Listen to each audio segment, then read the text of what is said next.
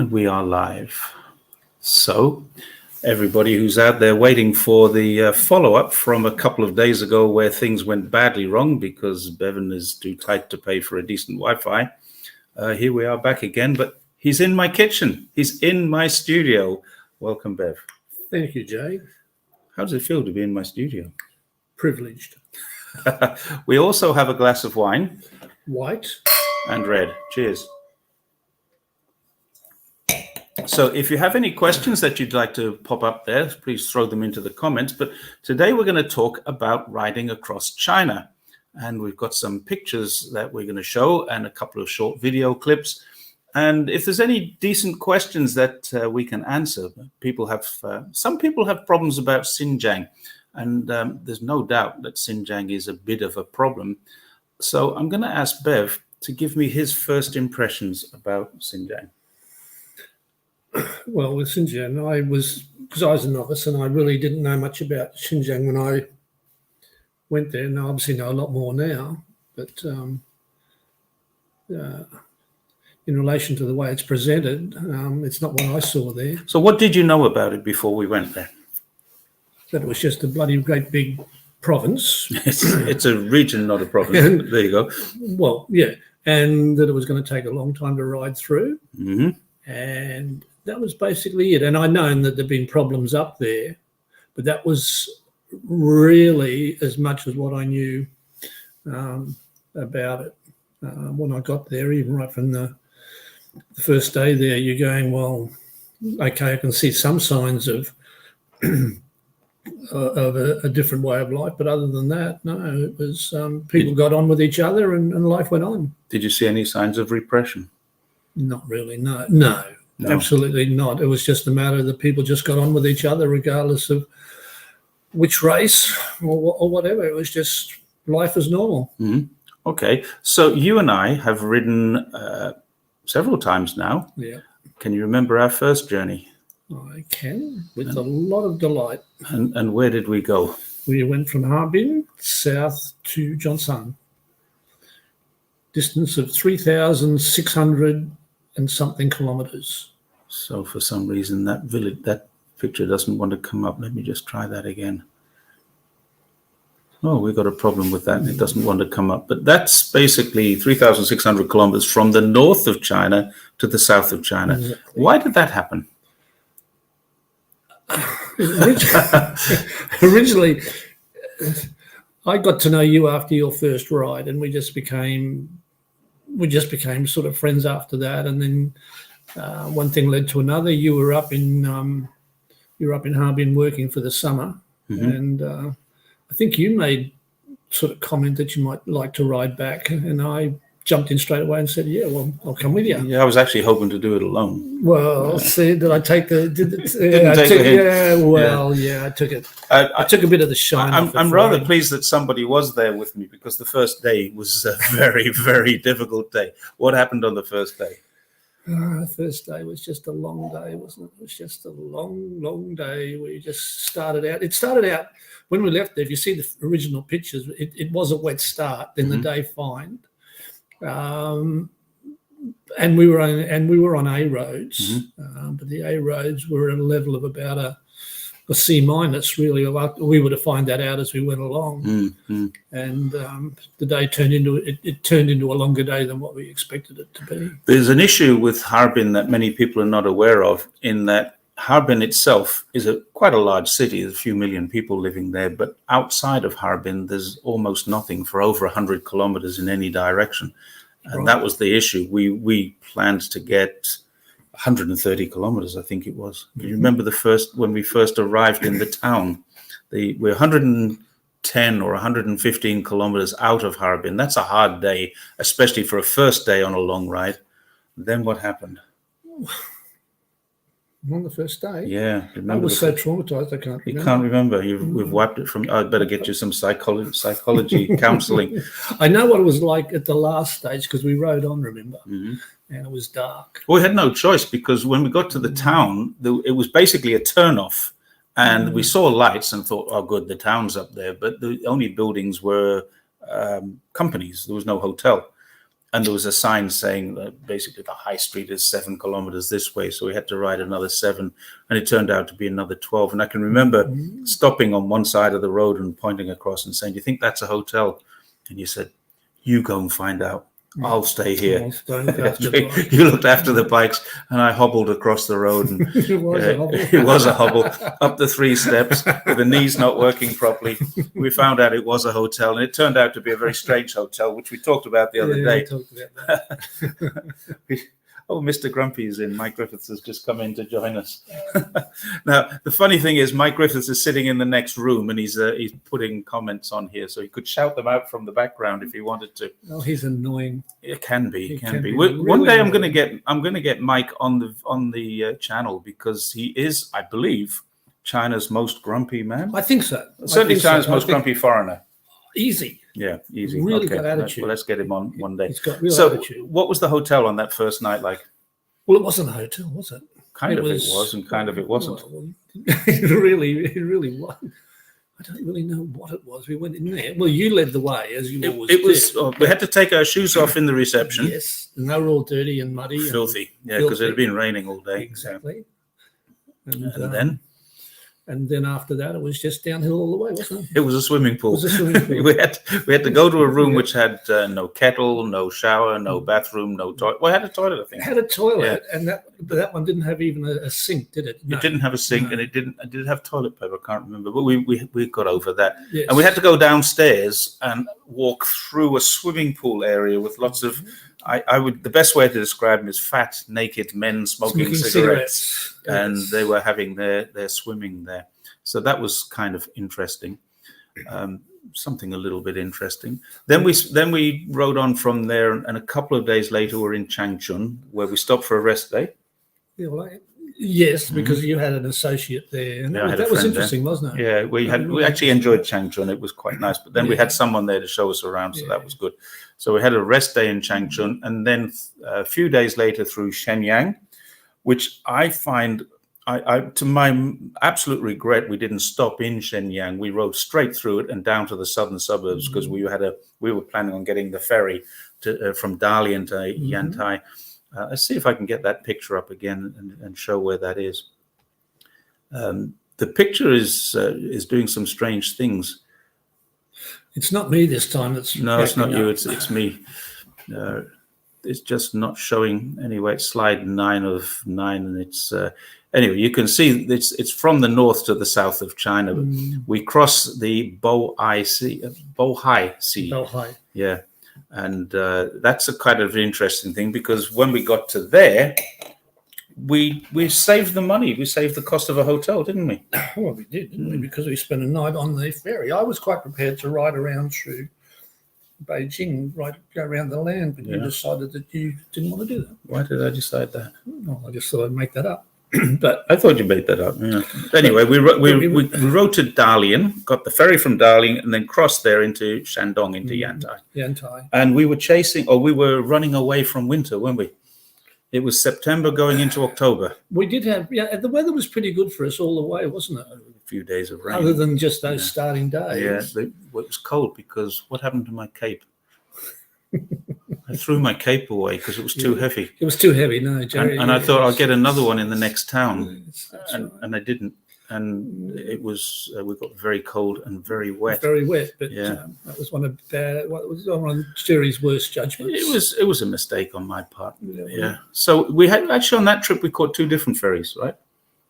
Remember the second ferry was across the Yangtze River. Yeah, we caught a ferry. We did too, didn't we? From Nanjing into right. south of Nanjing. Actually, we cycled all the way through Anhui into Jiangsu and went to south of Nanjing. We caught a ferry across the. Can you remember before Nanjing, we went past that area that had the big, really expensive fence? Was there distilleries there where we could smell? Oh yeah, forgotten about that place. It was a not Mautai, but it was a rice wine distillery area. An area, and then we rode. We could get drunk on the smell. Yeah, and we rode past the area where it had that big expensive fence up for kilometre after kilometre, and then we came upon this development that was there. It was like a fun park, Yeah, and there was nothing in there. It was nothing. Just an amusement park which was totally empty. Nothing. A ghost city. It was a ghost city, a ghost theme park. Yeah, ghost theme park. I wonder what's there now. That's probably nothing. Yeah, or a theme park. Well, there's a theme park. Yeah, that could be it. Yeah. And this is interesting. A lot of people talk about the ghost cities, and I've seen them. The ghost cities did exist. And what happened in the ghost city, they usually are preparation for something. So they build a ghost city, but 2 years, 3 years later, it's full. It's got a metro system. It's got a train line running in it. It's got government departments moving out to it, and they incentivize people. Like, I used to do some work for a Canadian school, an international school, and they have 20 campuses, and they're all in these what used to be ghost cities. So they say to this school, if you want to build an international school in Shanghai, you've got to go to Xinjiang. Xinjiang is a brand new city that we're developing, and people who know Shanghai will know that Xinjiang doesn't have many people living there, but they've now got an international school, so people will go there and hopefully buy an apartment there and then open a shop, factory, restaurant, whatever it is that people do when their kids are in school for 12 years. And that's how it works. Moving on from there, we traveled further south, across the river. Can you remember what happened in Ma'anshan when we crossed the river? You were the one reminding me of this the other day. You haven't got a picture? No, I haven't got a picture of this one. And I'm not going to put a picture up for this one. I put pictures for Jerry to put up, and the one that I sent him was just of a big steam locomotive, a really big one that was outside our hotel. Yeah. And I said, Jerry, this one's going to bring back memories for you, buddy. And I said, why did you send me that one? I don't remember, because that was one of the things that I've psychologically blocked from my mind. Yes, it was so traumatic, wasn't it? It was. We found a nice Xinjiang restaurant to eat in. We're in the middle of China on the eastern seaboard, but halfway down the Chinese coast. And we'd ridden for probably at this stage about 2 weeks. Well, yeah, we've done what, about halfway, not quite halfway. Yeah, about just under 2,000 kilometers, about 1,800 kilometers. Yes, 1,800 kilometers, something like that. And I had saddle sore, and it was bad. Anyway, we decided we packed up for the day. We washed our stuff. I had a shower, got dressed, and we went out for a walk and found a Xinjiang restaurant. And both of us like Xinjiang food. The only problem was the stools were wooden stools, and I couldn't sit down. Stand up to eat his meal. I ate a meal standing up. The first time in my life I think I've eaten a meal standing up. And that was pretty harsh. Let's see if we can get this one up. Oh, there's a real problem with this. I'm not sure what the problem is. I don't know if everyone can see this. No, let's go to full screen and see if that changes. No, it didn't change. There's some problem with the background. I'm going to remove that. We saw some interesting things. That for anyone who can see it, I don't know if you can see that. That's actually 2 geese on the back of a motorbike. So there's 2 geese sitting in there on the back of a motorbike. That's kind of interesting. There was another one that we saw where we saw the... was it the goats? Yeah, preparation. Let's see if I can find that one. You had it there before. I did have it there before. There we are. There it is. Now, again, the quality of this, I'm not sure what's going wrong with that, but there's a 3-wheeler bike and 1, 2, 3, 4, 5, 6, 7 goats on the back of the bike, the back of the 3-wheeler, and they're heading to market. What was the significant factor about that? I think the significant factor of that, we came upon an odor, didn't we? Mm-hmm. And this odor became a stench. And it was for really, about 2 kilometers, we're riding along going, what's that smell? And we just slowly came upon that. And by the time we were behind it, gosh, it was horrible. It stunk. Yeah. It really did. But again, there's just another way of them taking their stock to market. Mm-hmm. And previous to that where we saw another little one of those 3-wheeler things where they had all the little ducklings in it. Oh, I couldn't get a photo of that. No, we turned off, yeah, and we could have turned off and followed it, but full of little ducklings. Yeah, it was actually a 3-wheel tray, and I would say there was 100. Easy. of little ducklings running This around big, in the back little of it. chicklets, Yeah, little ducklets or whatever they call whatever. ducklings, and they're running around in the back, but they're bumping off each other. Yeah. We just turned off and went away. There was no room on the trailer for all the goats, but probably could have put a couple on there. But I guess they would have just jumped off. So we've got a question there from Huang Tua. Was there any room for the goats on the trailer? No. And the answer to that is no. Well, there was. There was room for 2 or 3 goats. Well, maybe he might have had. Well, we really didn't take much note of what he even had in the tray. He might have had something. He might have had something in the trailer. But the bloody things can walk, so make them. And there's another picture, which I think we might have to forget about the pictures. Maybe the pictures are coming up all right on the other end. What do you think? If someone can tell me if you can see those pictures clearly in the comment section, because that'd be good. Well, actually, Mike, Mr. Grumpy, are you watching still? Can you see the pictures? What does the picture look like? You can't see it. Can't see that. Okay, really so a shame. That's really a shame because that was one of the hotel receptionists. We checked into this little hotel, very cheap hotel, but it had a very large reception, didn't it? Huge but it reception. was in darkness. It was total darkness. Yeah, and we went in, checked in. Receptionist was nice. We were waiting to check in because we went there and we got in. It was after dinner that it was dark. We went in, checked in, and then went out for dinner. I thought she was the one that checked us in. Yeah, she did. But when we got back after dark... Was that when she came riding out on the skateboard? When we got back, it was dark. It was 8 o'clock, 9 o'clock. That wasn't where we went chasing that bike shop that didn't exist. No, not that day. No, that's another day. Another day, another story. Follies. Yeah. Oh, so Hang Tua can see a little girl on a skateboard. Yeah.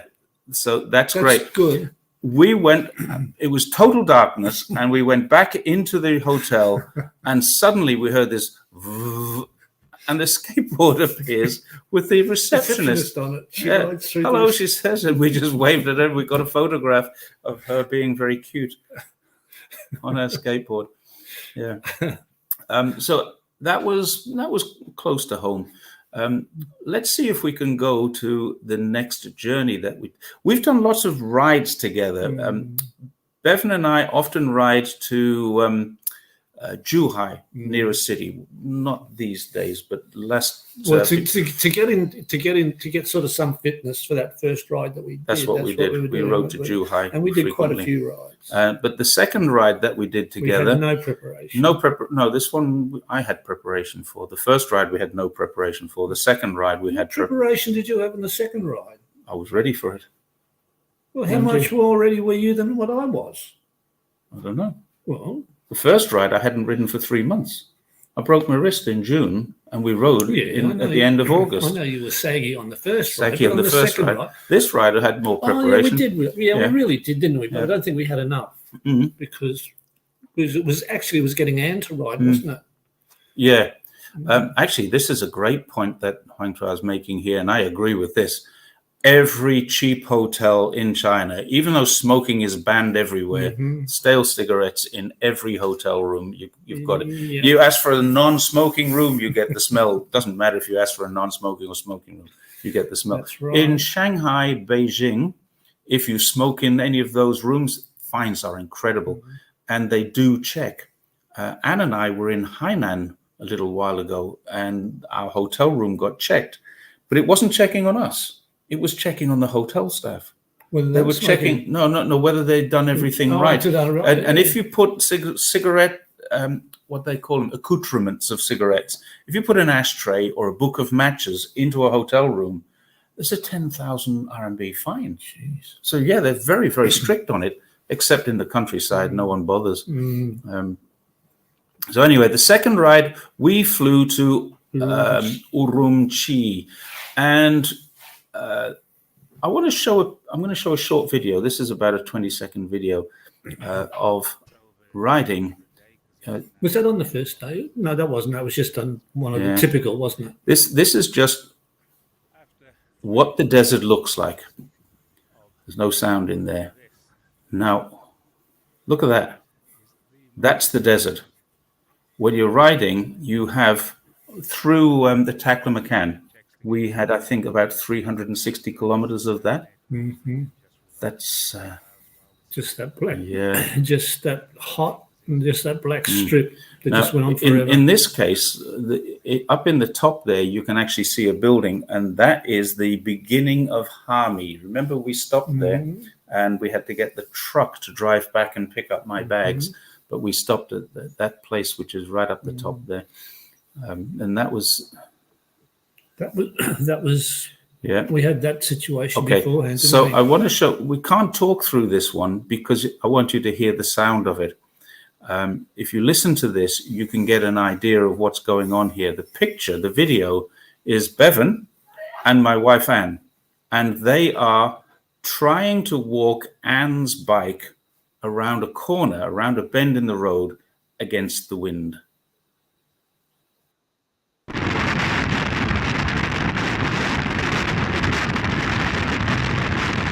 That was incredible that day, wasn't it? Yeah.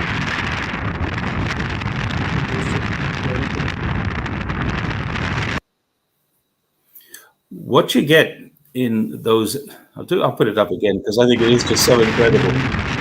You can see that Anne is struggling to hold herself and her bike steady, and Bevan is helping her just to get around that bend, because once we're around the bend, the wind was behind us. And when the wind is behind us, we were doing 70 kilometers an hour on fully loaded bikes, on the flat, no downhill, just on the flat, riding along, normally riding, not pushing very hard, 70 kilometers an hour. The wind was pushing us probably 55 kilometers an hour, and we were riding the other little bit. It was really, really incredible. And I think at that stage too, didn't they, with the wind turbines, didn't they stop them because it was just too windy? Yes, they switched off. Yeah, they switched off all the wind turbines. No, the trains still go. Well, the trains still go, because but the wind turbines. Yeah, the wind turbines don't, but they keep the trains going, because in that area, we actually, a police officer stopped, remember? And he said, "Where are you going?" And we told him where we were going. We thought we were in trouble. No, you're not in trouble. He said, "I suggest you get there quickly because the wind is going to get worse." Yeah. And we're thinking, how the hell does it get worse than this? What is worse than this? Yeah, that was unbelievable. Now, I'm going to let you answer this question. With those trucks, wasn't it? Don't you? Yes, it was, because you would have the trucks passing, and as the trucks got beside you, depending on which way, if the wind was crosswind, the trucks would break the wind, and then you would have a break between one truck and the next, and you would get straight back up on your bike, and then the wind would hit you again. So it was a constant backwards and forwards, because those trucks were just constant. It was just as was that wind, as was the wind. And I think Anne, she came off 3 times, didn't she? In a day, yeah. 3 times, and that sort of. And mind you, in a lot of that area there was the Armco railing, wasn't it? Yes. Yeah. So, literally she's getting buffeted. She was hitting the railing, and actually what she was doing, as she was hit, the railing is here, she was hit the railing and then fall into the road. Yeah. And it happened 3 times. I stayed behind her, and when I saw her hit the railing, I would pull and go at a slight angle, so any trucks coming would kind of see me and then avoid her. And the trucks were good. The trucks, we had never any problems with the trucks, did we? No, never any trouble with the truck. I think the truck drivers are probably the most professional truck drivers, if not in the world, certainly in any place I've ever ridden. I think for the conditions they're driving in, I think they do a bloody good job. Yeah, and this is true. This is a long, long way. Where we are in that picture is it's still not far from Urumqi. It's still a long, long way, but yes, you get the idea. This is approaching the Hershey corridor, which takes you from the eastern side of the eastern side of Xinjiang into the western part of Gansu. So you're going through what's called the Jiayuguan mouth, and the mountains come from one side and down to the other side, and then there's a pass, the Jiayuguan Pass, where they built a fort, and we went past that fort and past the Great Wall. So you've got to still go another few hundred kilometers before you get to the place where you're in the Gobi Desert, and that's the place that's affected the sandstorms in Beijing. Eric makes a good point.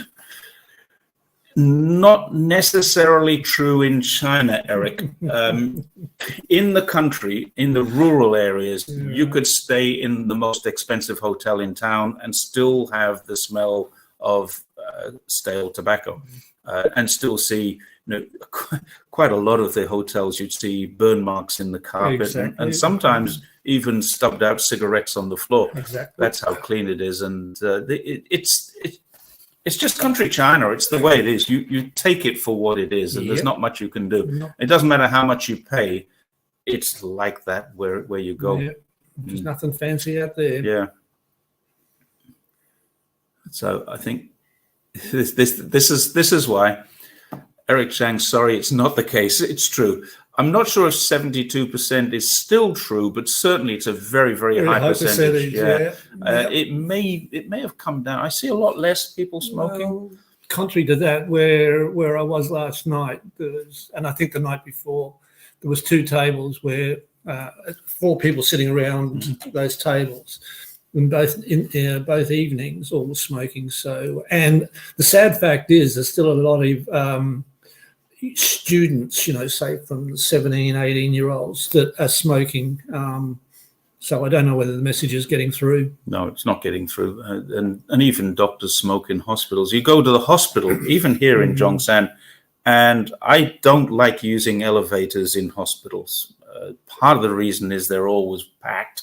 They're very slow. Another part of the reason is that they're trying to bring patients in and out. So I use the stairwell. And on the stairwell, you will always find people smoking in the hospital. So yeah, smoking is still a problem. Now, here we go. This is a good question for you.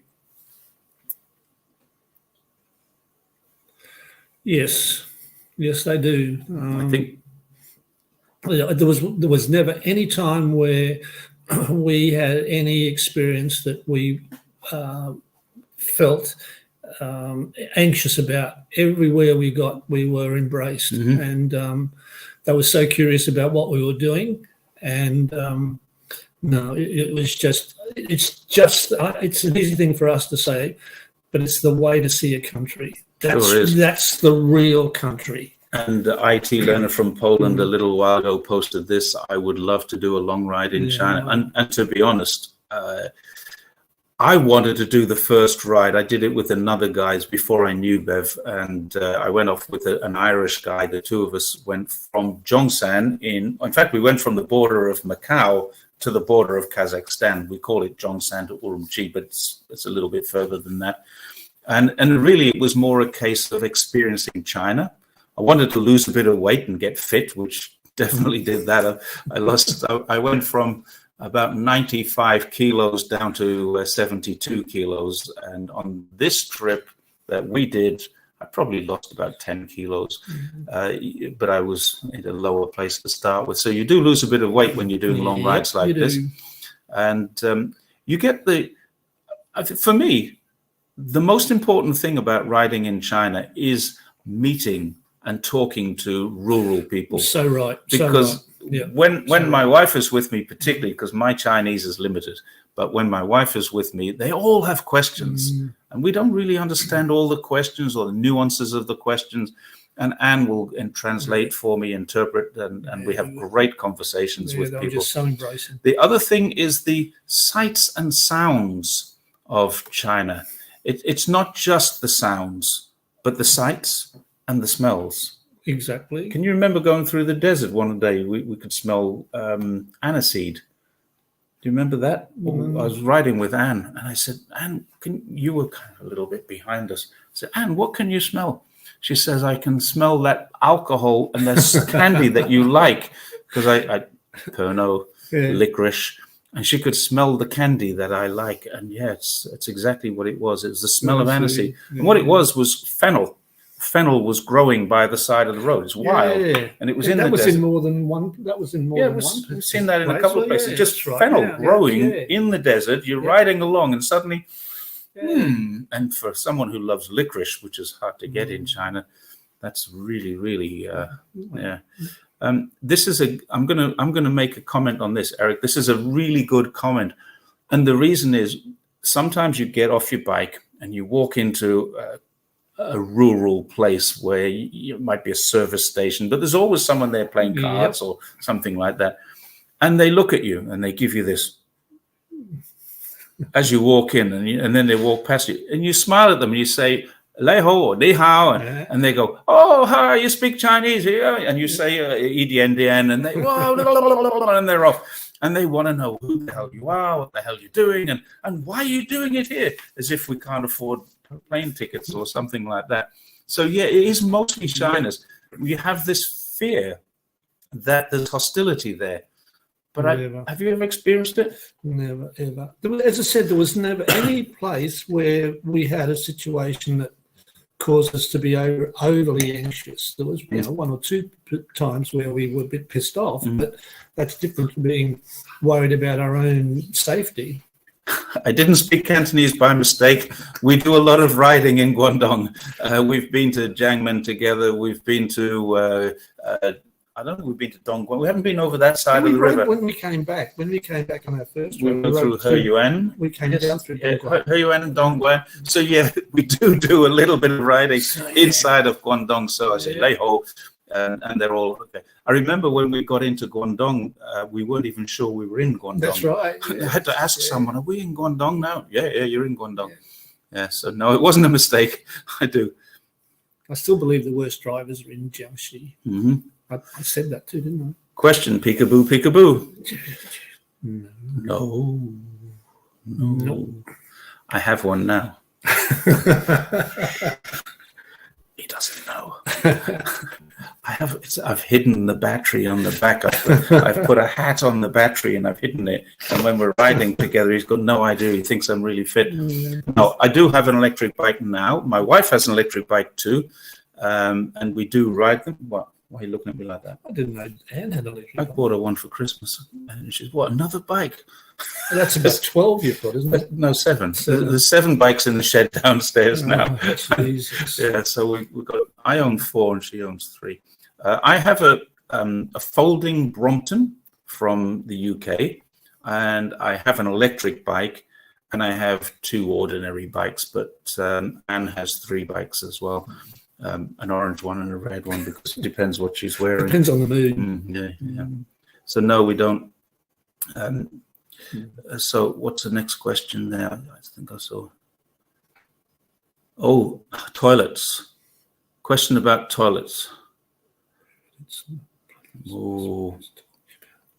This comes from an earlier point that Hung made. Well, yeah, the Korean cyclist was disgusted with 2 planks over a ditch. That's pretty sophisticated for what we struck, wasn't it? Well, we found the ditch without the planks a couple of times. Yeah. In all honesty, yes, we've seen that, and certainly in 2014 on my first extended ride, there were much more of them. As we got through our last ride, there's a lot less of them, and certainly when you come past. Xi'an is kind of a spot where you say, if you're going north or northwest, you're going into primitive area. When you're coming from the north or northwest, you get to Xi'an, you're entering industrialized China. It's kind of the borderland. They call it the northwest, but it's really quite central. It's just slightly northwest of central when you're in Xi'an. Once you get into rural China, you do get some primitive toilets. But once you get this side of Xi'an, and probably I would say outside of Harbin, we only found it once or twice. It was mostly reasonably. They're not very clean. Well, but they're more functional. Yeah, functional toilets. Yeah. Yes. You bang on the money with that, Jay. Yeah. I'm gonna this one here. What do I think of Chinese policy? Yes. Not for tonight. It is something, Eric, that I will address, but I think probably tonight. It's just a light one tonight, Eric, my boy. What's this one? How about the road? Oh, this is one for you. Road quality. It varied. Sometimes we were on the really good roads, especially on our second ride, the roads were really good, weren't they? Coming out of Xinjiang, we struck really good roads. It was only when we got down into maybe Hubei where we. And what was wrong with those roads? Well, they're all cracked and broken, and again, that's purely simply a climatic thing, because in winter, all the roads are concrete, and once they crack and the water gets in them and then freezes, well, it doesn't do it any good. And on top of that too, the the traffic that's being put across those roads, they deteriorate very quickly, and you just got to live with it. But other than that, no, there was times there where the roads were just brilliant, weren't they? Absolutely just I'm going to go a step further than that answer, because I rode to Xinjiang in 2014 and the roads were terrible. I mean, seriously bad. In most of Gansu, we were riding along a road called the G312, and suddenly it would literally disappear. The road disappeared into desert. And what can you do? You're stuck, and how far is this going to be? You've got sand and rocks, and the road is gone. It literally just disappeared. It got worse, and then suddenly for a while it was a track, and then it was desert. And so what we had to do there was kind of climb an embankment and jump over the fence. You take everything off your bike, put it over the fence, put everything back on your bike, and ride down the G30, which is a toll road. And we thought we'd be in terrible trouble with this, but of course, not at all, because they understand the road that we were on is just crap. So we found a way to get onto the G30, the toll road, and get off it again. There's a truck would come along. And what you do is you get alongside the truck, and as the truck approaches the ETC, the barrier where they go, the barrier comes up, and you and the truck go straight through. And sometimes the cops will go, "Hey, it's too late," and there's nothing they could do about it. But yeah, on both our rides, there were situations that you just described where we had to carry our bikes around huge dirt mounds on the road and do deviations like that. So it wasn't all just straightforward. Well, Greater Bay Area in February for cycling in China is great. The Greater Bay Area has what's called the Guangdong Greenway. And is it the Greenway? Is that what it's called? It's the Greenway. Except it's red. I don't know why they've painted it red and they called it the Greenway. But it's environmentally friendly, so it's called the Greenway, but it's painted red or orange. Environmentally friendly and for inside the cities, it's not all that great. But once you get outside of the cities, you're just on a cycle lane throughout the Greater Bay Area. So cycling in because we're living in the Greater Bay Area. We're both living in Zhongshan at the moment. So if your in-laws are here, Trevor, then by all means, give us a shout when you get here, and we'll go cycling with you. We'll take you to some nice places. Cycling on sand. No, we don't do cycling on sand. Now, a question was asked about mobile signals, and I brought up this picture, which I'm sorry, I don't know if you can see. Yeah. We were sleeping underneath. This is where we camped for the night, underneath a road. It's a culvert under the road. On more than one occasion. Yeah. It was twice we did that, wasn't it? And also we slept on the floor of a restaurant. This is in the desert. There's nowhere else. There's nothing. It's Mad Max country. Yeah, Mad Max country. Perfect example. If you watch the movie, the original Mel Gibson Mad Max. That's what we were in. That's the Taklamakan. I mean, it's not, but it looks like that. That was filmed in Australia, but it's the same thing. We had good signals all the way. Yeah, the phone worked.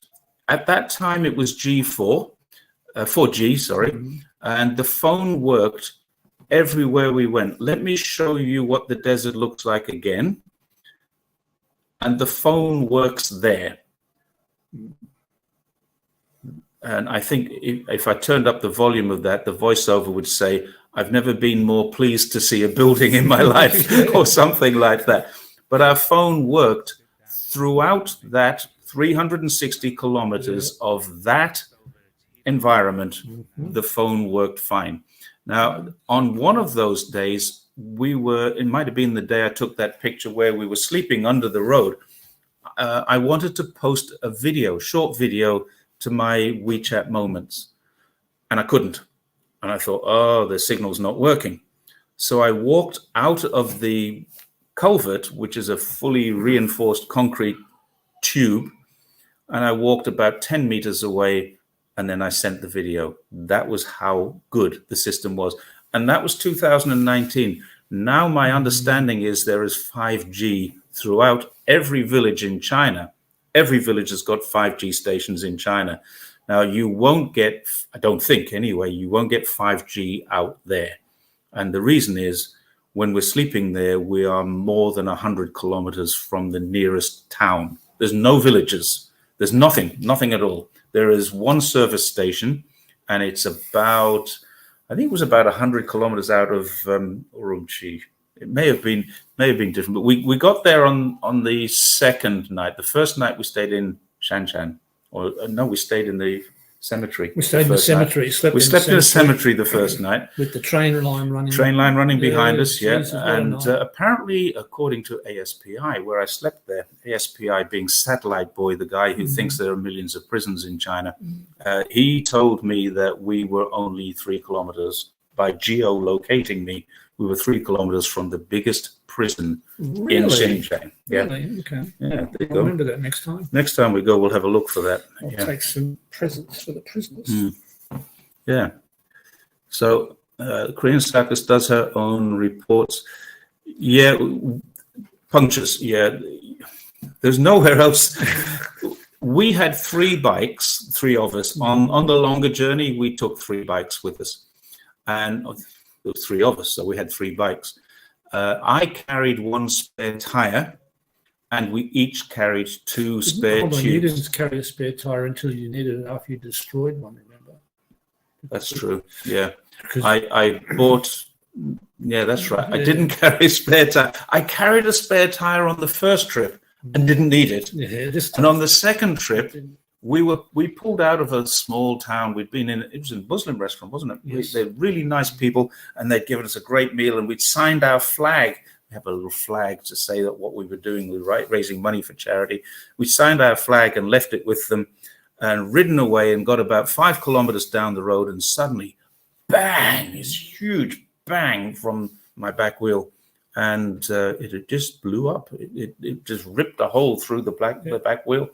And we had to get what they call a bread van, a mianbao to help us to get to the next town so we could buy a new tire. And while I was there, I bought 2 tires. So I had a spare, which I didn't need. Yeah, we finished up carrying. So I carried spares for thousands of kilometers across China, and the only time I needed one, I didn't have it. Yeah, but in terms of punctures, numerous. I'm going to let you tell a story about punctures. Well, how many did you have?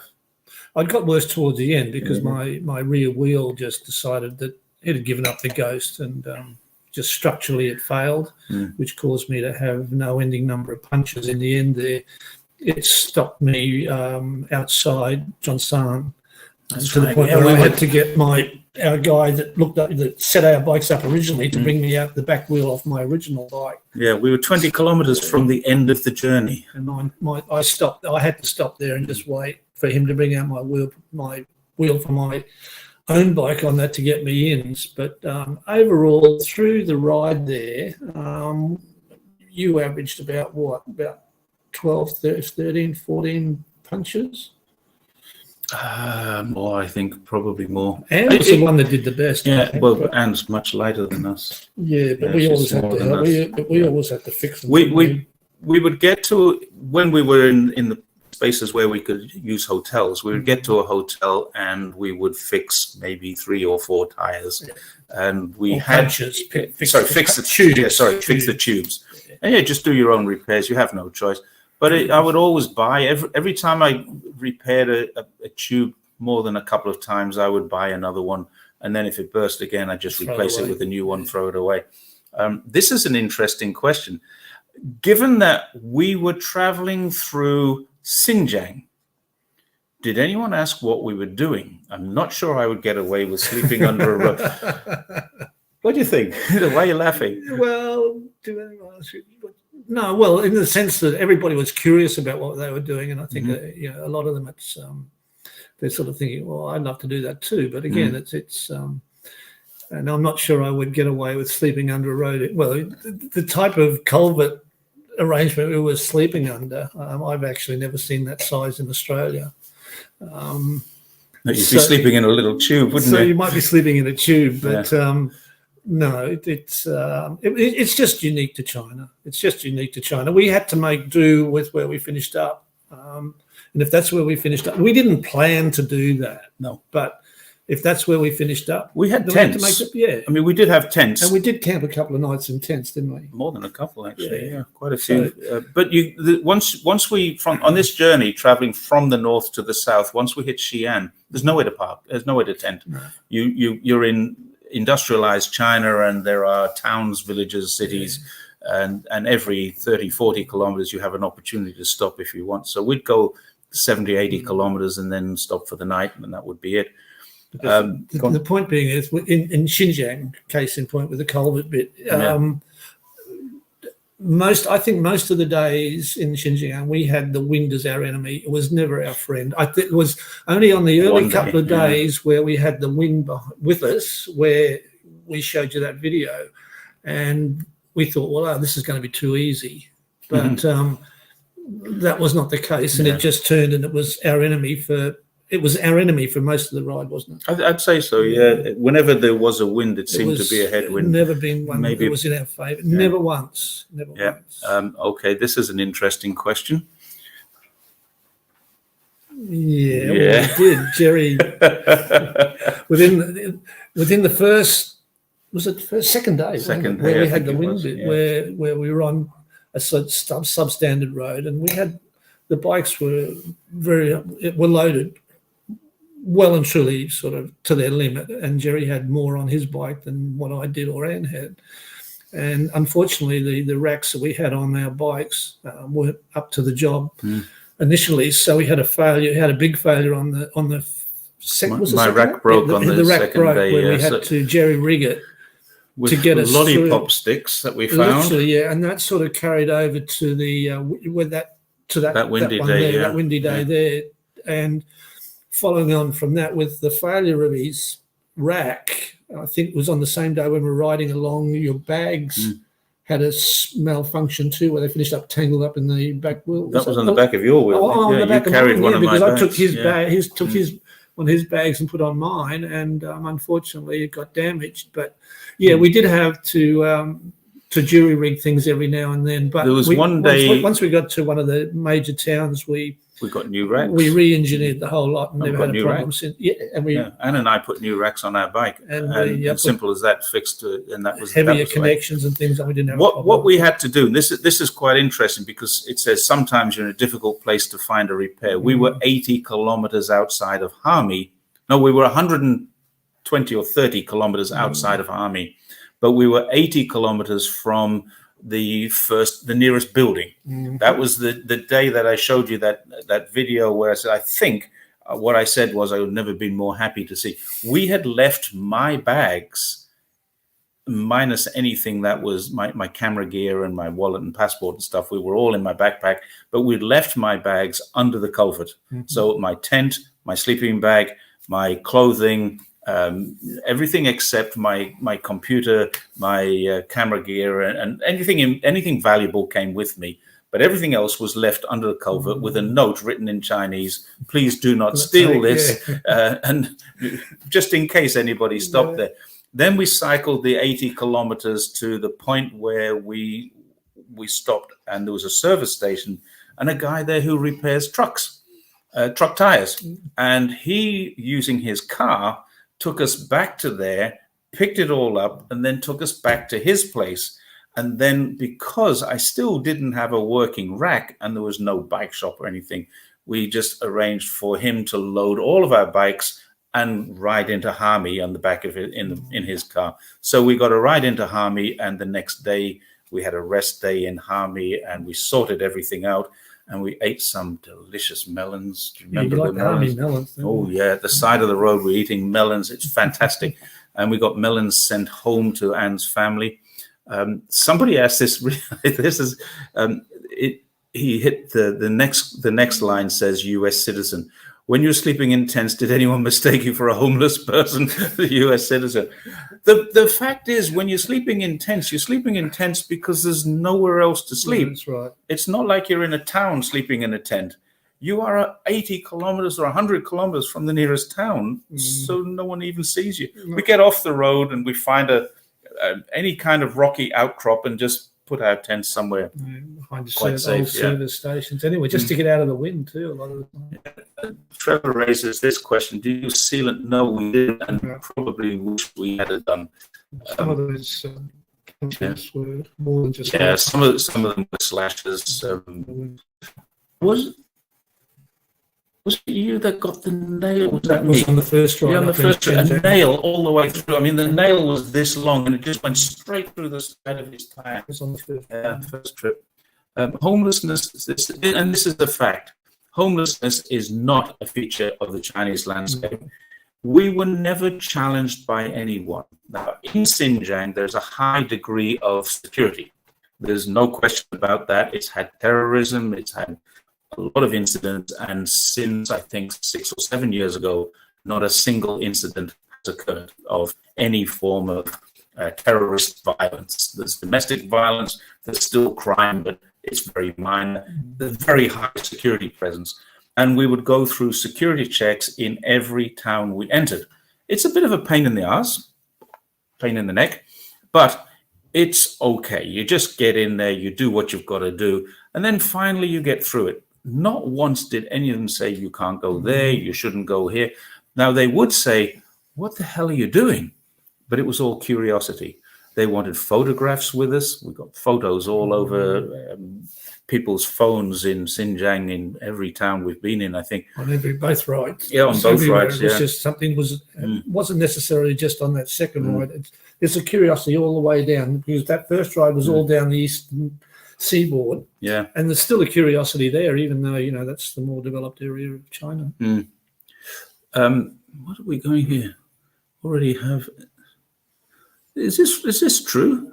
There are 26,000 Chinese on the border of Mexico. Yeah, probably escaping Hong Kong if that's true, and not escaping anything in China. I'd be very surprised, unless they're criminals escaping China, and they would be escaping Hong Kong because they're criminals in Hong Kong now. So let's not go down the refugee track. Let's show you another little video here.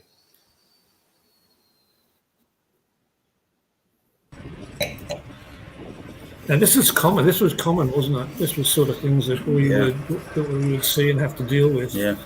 And even when you look at that road there, that road was still not potholy.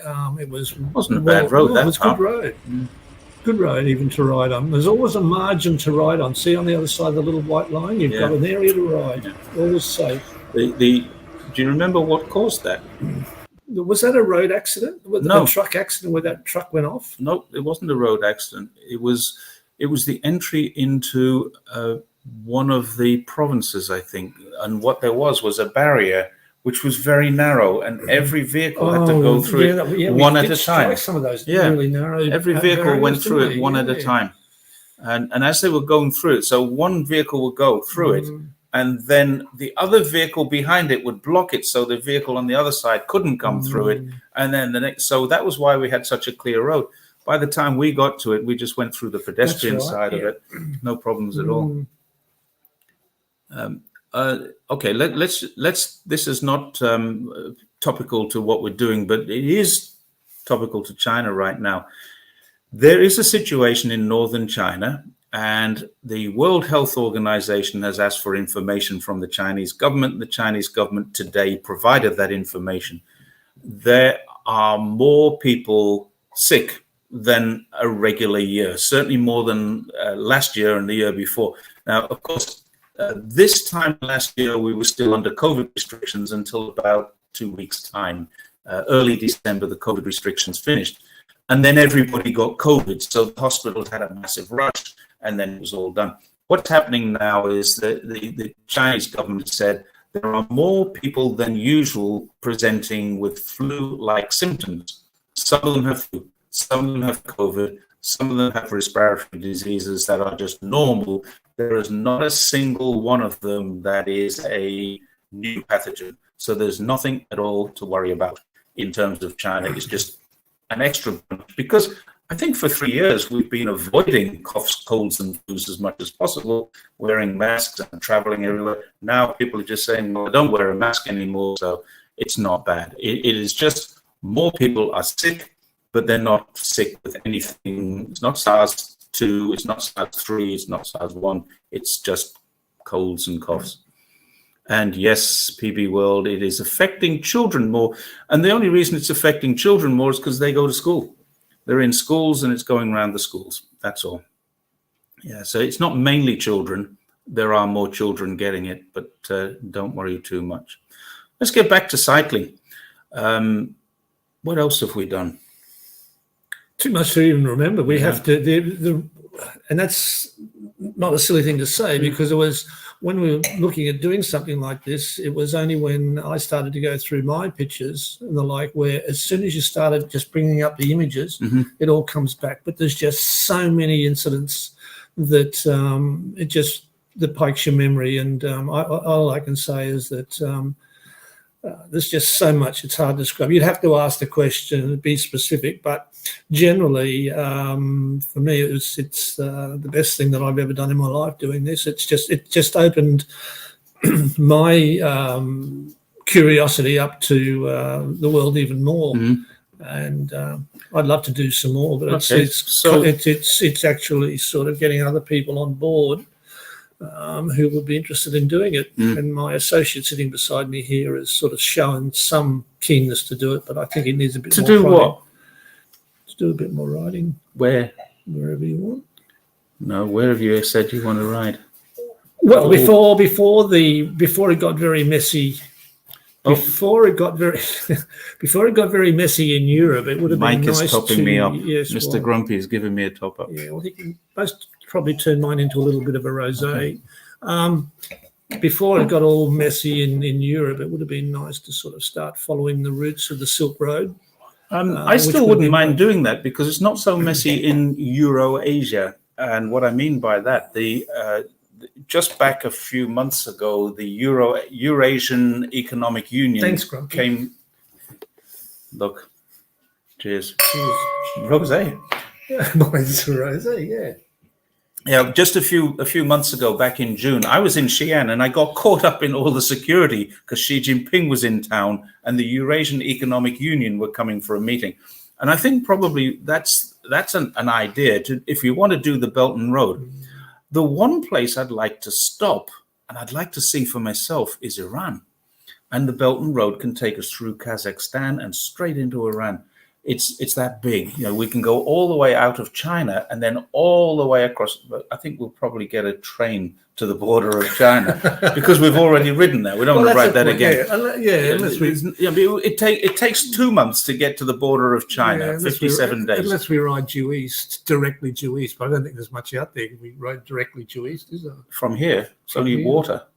No, I mean due west. Due west. Due east, you just get wet. You want another glass of wine? I think I have to drink more. If you ride due west from here, you go through Tibet. We can't do that. And we can't do that, nor would I want to. We're talking Tibet, we're talking about mountains at 5,000, 8,000 meters. Yeah, it's a bit high. When you ride through Gansu and Shanxi and places like that, you go up to 3,000 meters. Well, we went up to 3,000 meters. Yeah.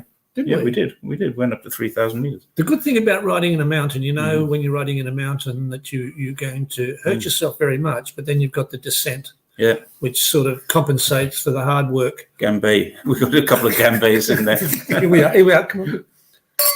Where the descent is just well worth it. Some of the descents, it's not just a 5-minute descent, is it? No. When you're traveling in southern China and you go through what's called the Nanling Mountains, for people who know the geography of China, Guangdong, Guangxi were kind of deep south and they were separated. They have this thing called Lingnan culture, which was separated from the rest of China by this mountain range called the Nanling Mountains. And that's why they have 2 different languages, because the mountains for thousands of years separated most of China geographically, not politically, not socially, but geographically. Many people didn't come south or didn't go north of the Nanling Mountains. We've cycled across them a couple of times and they are steep. You climb to 800 meters and it takes you 4 hours. And then you descend a couple of 100 meters and it takes you 5 minutes. Then you start climbing to 400, 500 meters, and then you go down and you really have no time to recover.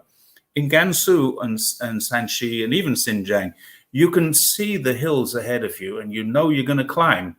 And for 140 kilometers, You're on your way up, but it's kind of like that. In Guangdong, it's like that. Yes, that's right. And in Gansu, it's like that. Now, there are steep roads. There's steep parts of it for sure.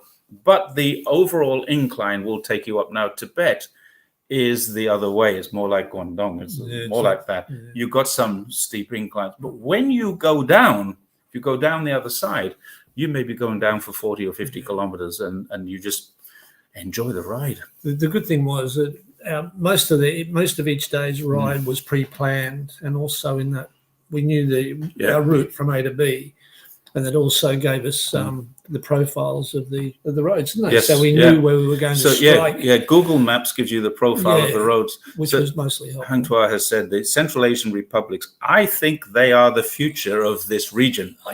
They're the one, yes. But they do have a lot of deserts. Yes. Well, but Kazakhstan is not mountainous until you get to the other end. Well, then it becomes mountainous. Deserts, aren't we? What's this? To stay away from any risky countries. Now, this is the interesting thing, because who actually says they're risky?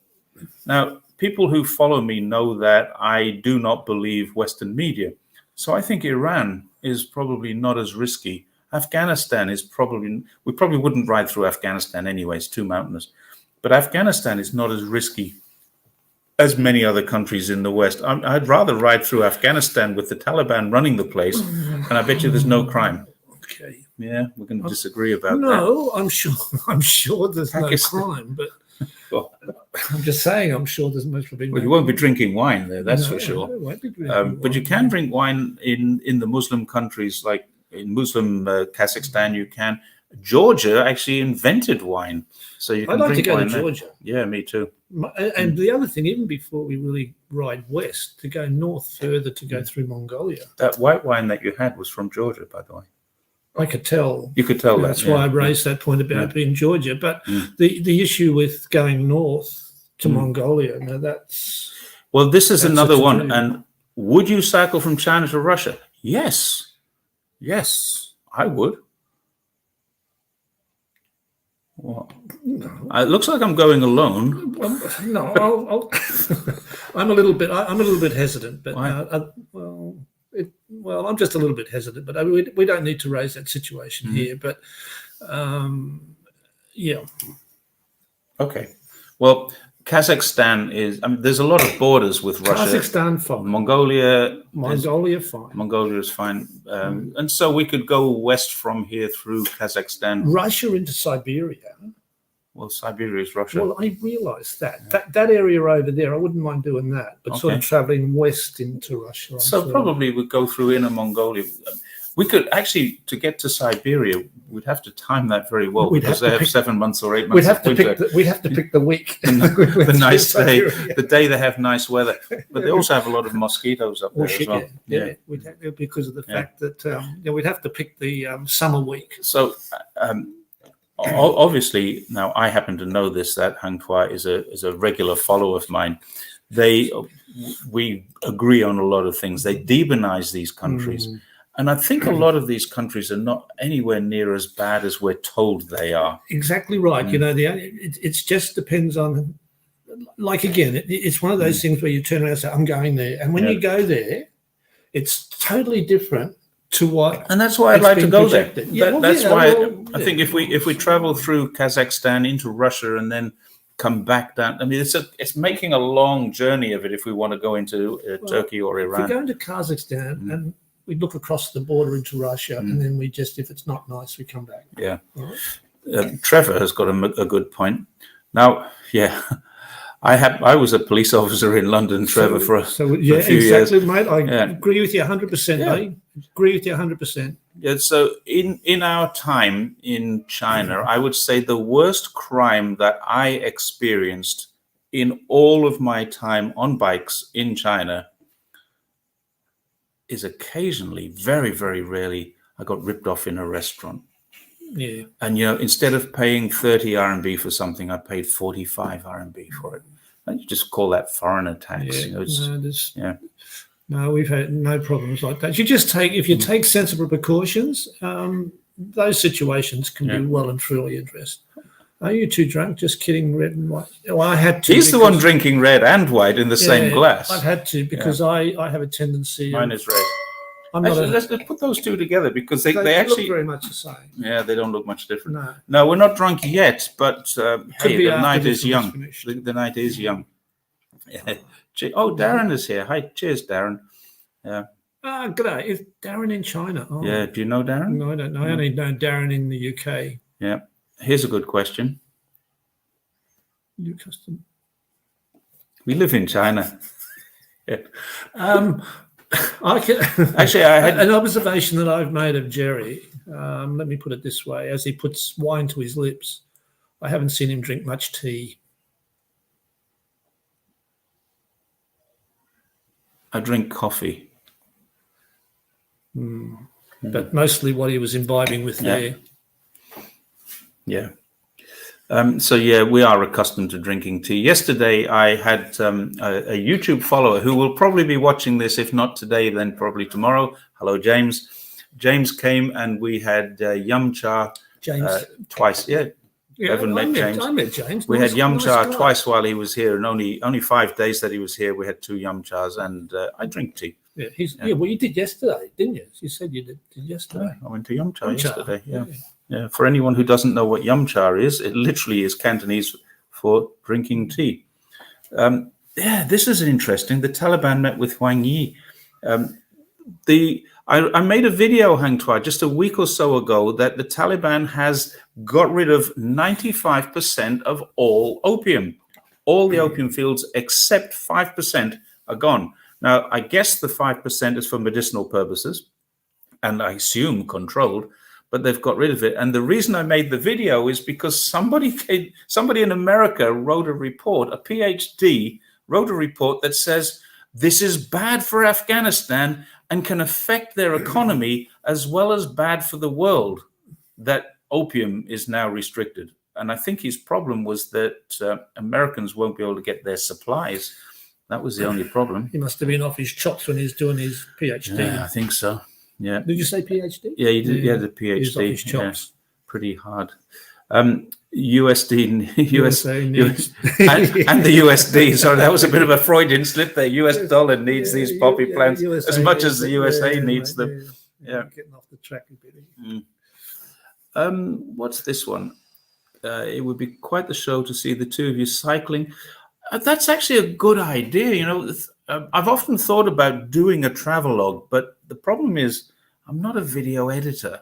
And really, you can't just film. As you see, when I put stuff like this together, let me just show you what I mean. There's this. I can put this together, and you get that. But then I can't put other stuff in with it. I don't have those skills yet. I haven't achieved them. And then I can do this kind of thing. That's actually a video, believe it or not. That's how I do my videos. I'm pretty ordinary when it comes to video. I like that bottom line there where you say that the last 3 words were local, delicious alcohol, and that does exist. Yeah, that's in moderation. Not at the same time. Not at the same time, but again, there is really good local wines, isn't it? Oh yeah, Ningxia in particular. Yeah. Hi Hazza, there's a Shady Hazza has just come on. He's a very regular contributor. In Ningxia. Ningxia is an autonomous region, and it's run. The autonomous region is run by the Hui, which are a Muslim group, a Muslim ethnicity, and it is now China's largest wine-producing area. Now, Xinjiang is probably China's largest grape-producing area, but the Uyghur Muslims, and I know they do drink. They make wusu beer, which is great. They do make a wine, good beer. But generally speaking, the Uyghur Muslims don't drink as much as they produce. What they do is they produce all the sultanas and the raisins. Now, if we didn't have Uyghurs in China, how would we make our Christmas cakes? Yes, exactly. That's a really good point. That's a good point. That's a good point. Yeah. That's a good argument to put up. Yeah. Well, how would we make Christmas cakes if we? Of course, if we were Muslim, we wouldn't need Christmas cakes. But they're doing it for us, as Christians. Yeah, for us. I'll be making a Christmas cake. We're going to be using Xinjiang raisins and salt. That's all you can get. Yeah, that's all I can get. So I will. I'll try. Good Yeah, this is true. The opium stuff in Afghanistan. Oliver North needed to use contraband to fund the Iran. I mean, seriously, they were selling stuff all around the world. The Iran-Contra deal. He ended up in prison. Bless the Oliver Americans. North, Bless the Americans. Okay, great question. Great question. Steve, thank you. You take it. Who would sponsor us? And why? What would their purpose be? Now, I will say this. There is a German company called Vord. That's their shirt. Oh, look. He's wearing... Did you do that deliberately? No, it was accident. But it's really? the Vord one. Okay. Yeah, he's wearing a Vord T-shirt. Part of our sponsorship. We were given all of our wet weather equipment, all of our panniers, some riding gear, our bike pants, jackets. It was all given freely by this German company, Vord or Vorda. And most importantly, the bikes from Gordon. Yeah, the sponsorship of our bikes came from critical. That was critical. A man who was interviewed by me just a week ago called Gordon Stiles. And I mentioned that in there. He supplied 3 bikes, and they weren't just ordinary bikes. They were incredibly good. The bikes were okay. They were just ordinary bikes, the frames, but they had Shimano XT gearing. For anyone who knows what they're talking about, it's like, in Chinese terms, 12,000 RMB, $1,500 to $2,000 he left it up gearing to us system. to pick our componentry. Yeah, so we put the best we could get on there. Yeah. So yes, we did have sponsorship. We have some sponsorship, but in terms of getting paid to do it and stuff like that, I've talked to a couple of media teams, and they all say, yeah, we'd like to do that, but they don't really want to do that. It's a little bit difficult for them to organize. And Echo says, does it look like special to you? Hi, Bev. Oh, hi, Echo. What's so special about him? Well, Mikey and I are special. Did we tell the story about how people think that Bev is my wife? Oh, don't start that. We can do that. We can tell that story. Why not? I'll be embarrassed. Oh, no, we would say about it. We would. I'm going to tell it. Oh yeah. We would go to hotels. Knock yourself out. Thank you. We'd go to hotels in Ningxia or in Gansu or all over China, and Anne, my wife, is with us. Now, when it's just me and him, I go to a hotel and I order the room and I do all that sort of stuff, and we can get away with it. I have fairly functional Chinese, but when my wife's there, it's much easier.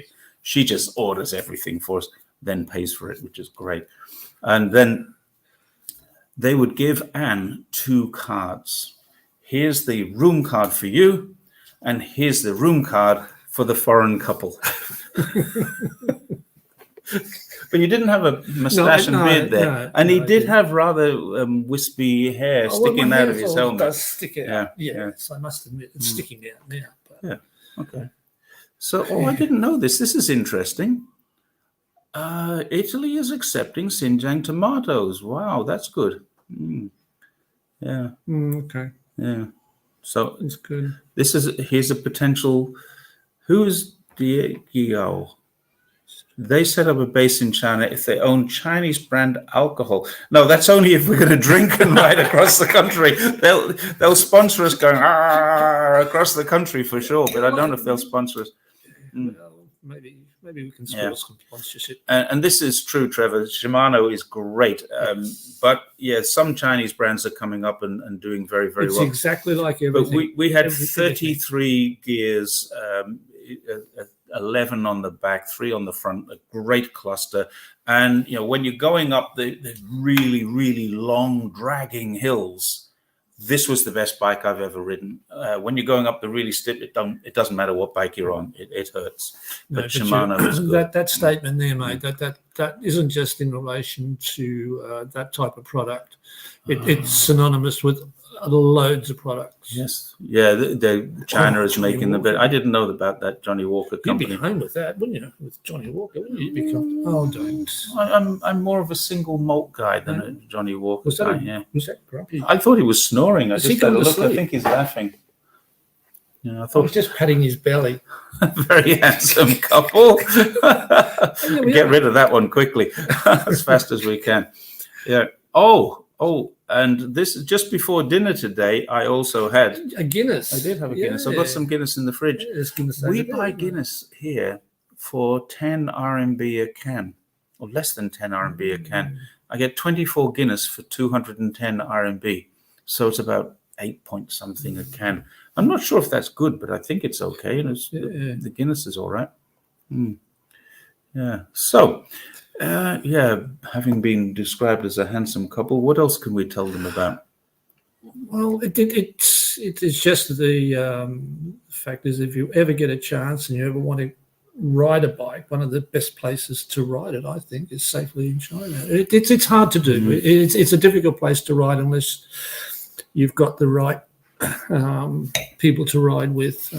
There's one thing I would say to anyone thinking about riding in China, and that is, when you arrive in China, observe the roads first, particularly in the cities. You're going to start in a city somewhere. You're not going to start in the desert, and that's fine. When you're in the desert, it's okay. The trucks will go past you, and usually it's annoying when you're not familiar with it, but they'll give you a beep. The buses and the trucks give you a beep before they overtake you. That's the point, to say that they're there. They're letting you know they're there, but as if you couldn't hear them anyway. But it's actually, they're doing you a favor, or they think they're doing you a favor. But sometimes, particularly buses, will get right up on top of you and then go, beep, and you, what the hell was that? They didn't need to do that because I knew the bus was there.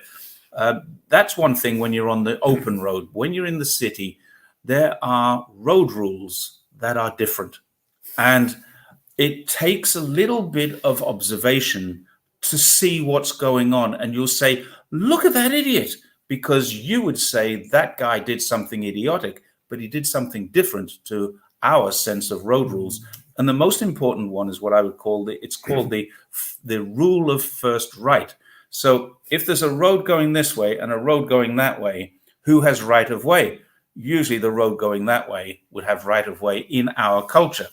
But in Chinese, the guy going this way only has right of way if he's in front. So if this guy pulls out of this and he hits the front of his car, it's this guy's fault. If he hits the middle of the car, it's a 50-50. If he hits the back of the car, it's this guy's fault. So because this guy was in the road first, and this is why many cars don't use the near side lane or the inside lane. So this rule of first right can be very confusing if you're not familiar with it. And for the first few days, you will go, whoa, what's going on? Why did that guy pull out right in front of that other guy? Because he knew he had time to pull out and get that guy into a position. Now, sometimes they do have to brake really hard, but it's their fault for going too fast towards that junction. So the rule of first right is entirely different to our give way rules. Very different. I ride a bike virtually every day here in Zhongshan, and I've quite often commented that it's been the safest place that I've ever ridden a bike. I'll go along with that. More safe. Yeah. It's more safe riding here than it is in Australia. Yeah. It might seem strange to other people, but I've ridden a lot in Australia too, but definitely safer here.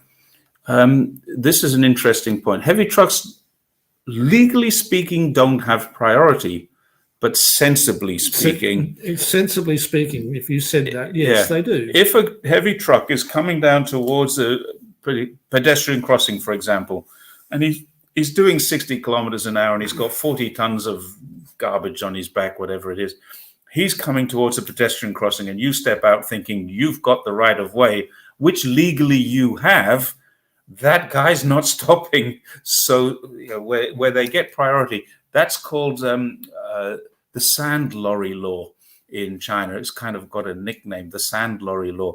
And what that means is the heavier they are, the harder it is to stop. So give them right of way. Yeah. And that's that. If they had sand lorries, they're the heaviest things on the road. So that's an interesting one. Okay, so what else is coming up? I think we've gone through. There's a couple of private chats going on there. Oh, well, look at this. What's this one? This is a good one. Oh, Trevor, you run a pub. Oh, it's £5.65 for a Guinness. And that is cheap for where I am. Mind you, I will say this. if you buy a Guinness in a bar in China and it'll be on tap, it's about the same price as that. It's not cheaper, that's for sure. It'd be 55 or 60 RMB for a Guinness. Yeah, I buy it by the case. I have a friend here who runs a beer shop, and I call him up and say, hey, I need 24 Guinness, 24 Corona, or 24 Wusu. It'll be 12 Wusu because they were big bottles in a case, and he'll deliver them for me. The delivery is free, and it's 210 for a case. So that's why I always have some beer on tap in my apartment. The answer to this question is no. There is a new wave of craft beers in China. They're all over. They're popping up. In Zhongshan here, I think we've got 7 or 8, and one of them is run by a Frenchman. Shares the same name as me, Jeremy. Maybe more than 7 and 8. Yeah, but there's a load of them, and they're expensive. They're expensive, but they're nice beers. But they're 35, 40 RMB for a glass. Yes, and the glass is just actually on YouTube. If you know Daniel Dumbrell, he owns one of these breweries, so you can get a stout, and his stout is really good. He brews it here in Zhongshan. His bar, called Taps Bar, is in Shenzhen. I've been there a couple of times, and he has some very, very good beer. But he's now living in Chongqing. So if you wanted to catch up with Daniel Dumbrell, you have to go to Chongqing. Yeah. So I think we're getting to the stage now. We're coming up towards the 90 minutes where it's time to finish. Is there anything you'd like to add or finish on, Bev? No, not really. To sort of sum it up from my point, because you've done all the talking like you normally do. Yeah. I must say that on all our rides, there was never, and I've said this to Jay, that there was never one day. We had hard days. We would have hard days, but there was never one day when you go into your hotel room or where you're camping or whatever, that the next morning when you woke up, you didn't want to hop on your bike and continue the ride, because you knew it wasn't about a matter of you getting closer to the end. It was more, what am I going to see today? What's going to happen today? To experience it, you're looking more towards that experience. And that's what carries me through the rides. It's nice also to be able to say, I rode across China. And people say, really? You did that? Yeah. And we've both got it tattooed on our arms. I've got one under here. Yeah. That's the Harbin. Yeah. I haven't got the Harbin one tattooed. I've got the Guangdong. No, you did that one. The Guangzhou to Xinjiang one. No, hold on. You've only got Guangzhou. Yeah, but you haven't got... Yeah, well, you haven't got the one from Harbin down, and you haven't got the one from you're a girl. But I'm frightened of needles. But being that, it's an experience. It has been the experience of a lifetime for me. And if somebody said, look, let's go tomorrow, I'd be on my bike in a heartbeat, because it's a big world, and there's plenty to see. Plenty to see. I've had a few people suggest that we should do a BRI bike ride, a Belt and Road Initiative bike ride, and that means traveling basically west of China. But to be quite honest, I think I've done China, that part of China. So I've ridden to Xinjiang and I've ridden from Xinjiang. They're 5 years apart, but they were both. I think the point with those two rides you've done, being enlightening in the sense that you've seen what it was, you've seen where they are now, very much so, yeah. And you know that just will not stop. That's why I'm a big fan of the poverty alleviation schemes. Poverty alleviation, you can see it when you travel across. But I think we're getting towards the 90-minute, and I did promise Bev that I wouldn't keep him more than an hour. And here we are. We have gone past, and this has been really fun. It's gone really quick. It has been. It's gone very quick. But probably not for Mr. Grumpy over there. Is he watching? He's still watching. He's still awake. He's still awake. He's still awake, and he's watching. One day I'm going to get Mr. Grumpy on, and I think people will probably say, really? Yeah, that man, he does exist. He's not a figment of our imagination. It's not something that's been caused by our ride where we've been delirious or anything. He does exist. Yeah, this is gone now. It used to be true. People used to jump in front of cars in the middle of the road. And that is true. The pedestrian has right of way on the road, even on the road. But nowadays, with the cameras that are forward view cameras, that was a scam that went on. I know someone who was caught up in it. It cost a few thousand RMB, about 10,000 RMB before her husband, who was a foreigner, said, this isn't going to go on anymore, called the police and got them involved, and it all stopped. But yeah, this was actually a kind of a regular scam inside of China. When there's an accident, people suddenly jump in front of you, roll on the floor and pretend they've hurt themselves. And then they go to hospital and it's going to cost you thousands and thousands of RMB. Doesn't happen anymore. But on that happy note, I think it's time that we said goodnight to everyone and we get on with the rest of finishing this bottle of wine before we move on to whatever better things. Yes, but nothing better than this. I've thoroughly enjoyed it, and thank you for look, it's great. For everybody partaking. Yeah. Well, this is my first experience of doing this. Well, actually, the second. The first one failed badly. Oh, yeah, that was the second. But yeah. But this time now, I want to do it again. I'm happy to do it again. Okay, we'll do it again. If anybody's got any more questions or what, they want more enlightenment, talk to Jerry. Put questions in the comments, and I'll happily pass them on to Bevan or answer them myself, and we'll get through. And we might be able, and we can enlighten it more with more pictures, which will tell you. Which will give you a better insight as to the rides themselves. And I could probably tell the story with a better picture of this one. I mean, it's really hard to see that. Oh, please, Jerry. Can you see? Can you see what that is? No, leave that one alone. Okay, leave that one alone. That's a picture of someone meeting Xi Jinping. Yeah. Anyway, thank you everyone for joining us, and we're going to love you and leave you. And I will see you the next time that I'm online. Thanks for everything that you added to that, because that made it a good show. Yeah, it did. You certainly did that. Thanks very much. And good night and bye for now. Take care.